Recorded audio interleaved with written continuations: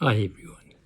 So this last week I saw a 20-year-old, I think he was 26, guy who was diagnosed when he was about 12 with ADHD and given a Ritalin-like drug, which obviously helped him to cope a bit and get through school and eventually go to university and get his engineering degree. So obviously the drug really did help him, but along the way he was also given an antidepressant, an SSRI drug, plus an antipsychotic.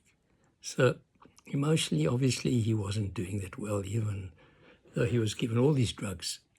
And remember that 3 drugs, antidepressant, antipsychotic, stimulant, there's no science. No, there's no science to those kinds of combinations, what we call polypharmacy. Nobody can afford to do that kind of research. We can do the research on 1 drug, maybe 2 drugs, but 3 drugs.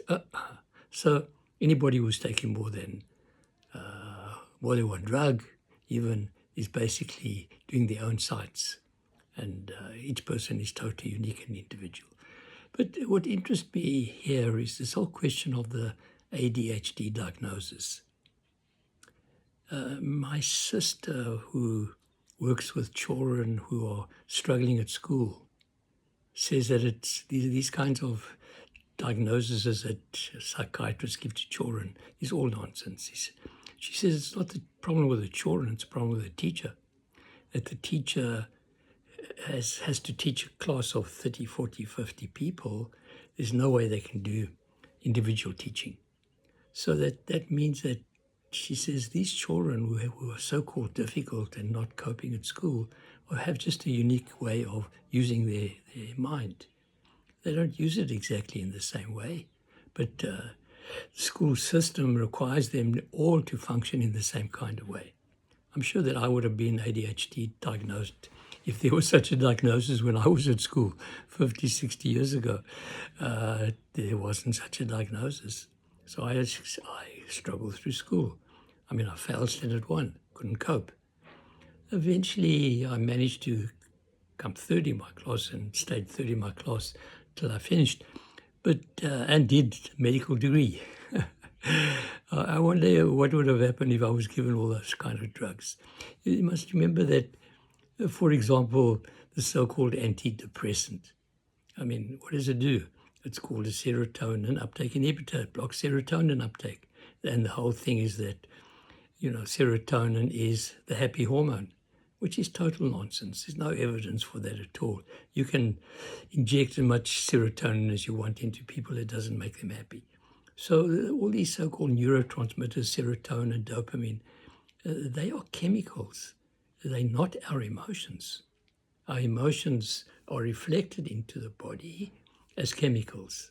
But you can take all the blood you want to from a person. There's no way you can make a diagnosis of their emotional state, what they're feeling and what they're thinking. So thinking, emotions, and feeling are all subjective, and they're not chemical. The concept somehow of our beingness is chemical is total nonsense. There's absolutely no evidence for it. There's no evidence that the brain even thinks. The mind, that's why we have to give this whole concept of the mind. The mind does the thinking, which is reflected into the body as action, hand going up, for example. I mean, the thinking mind hasn't a clue how to lift the hand up.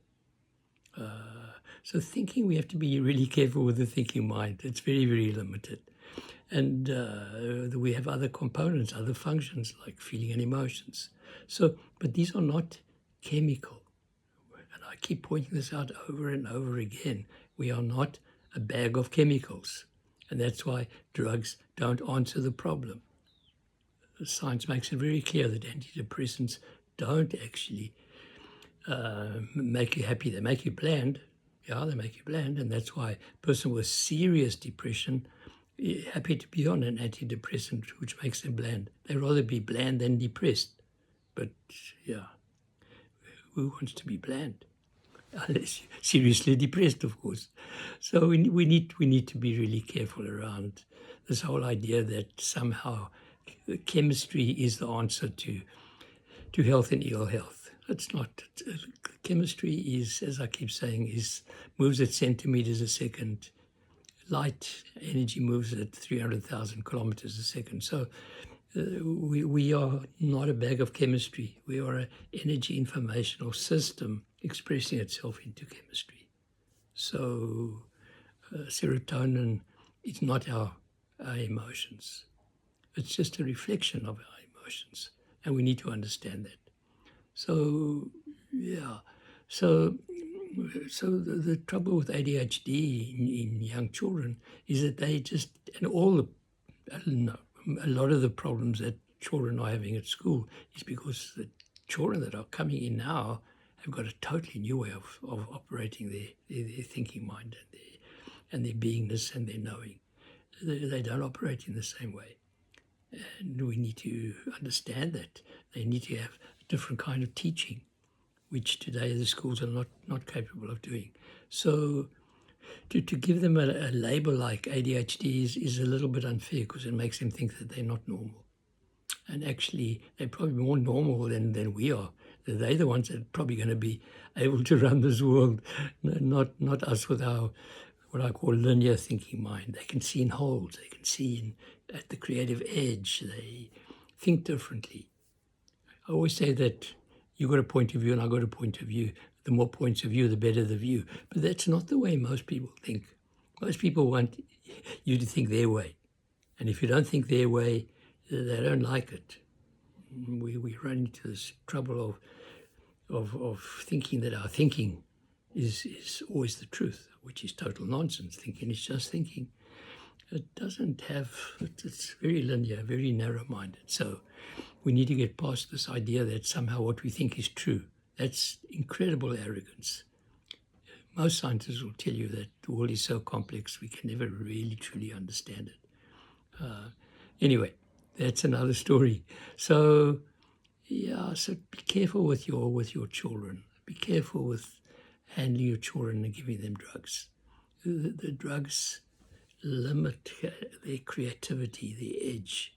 They're not abnormal.